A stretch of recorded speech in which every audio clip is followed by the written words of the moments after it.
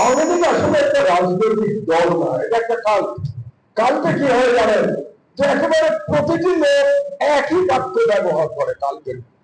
তো আওয়ামী লীগ ওই ধরনের একটা ভয়ানক একটা ফ্যাসিস্ট কাল্ট ছিল, যে কারণে আওয়ামী লীগের একেবারে নিম্ন স্তরের কর্মী সমর্থক থেকে শুরু করে শেখ হাসিনা পর্যন্ত একই ভাষায় কথা বলত, এবং এই ভাষাতে এই আচরণ করতেই তারা অভ্যস্ত, যার প্রমাণ আমরা গোপালগঞ্জে দেখতে পেয়েছি। বারবার একাধিকবার আমরা গোপালগঞ্জে দেখেছি যে আওয়ামী লীগের কোনো পরিবর্তন হয় না।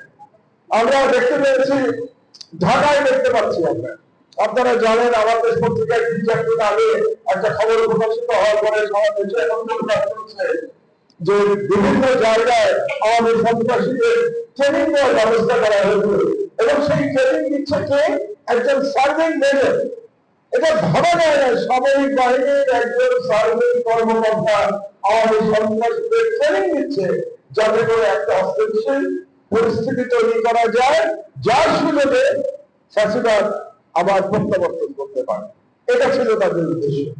তো উদ্দেশ্যটা আপাতত সফল হয় না, কিন্তু এই যে সিচুয়েশন একটা তৈরি হলো, যেখানে আওয়ামী লীগ মেনে করতে পারলো যে তাদের প্রত্যাবর্তন সম্ভব, এটার জন্য কিন্তু আমি রাজনীতি করতে দায়ী করি।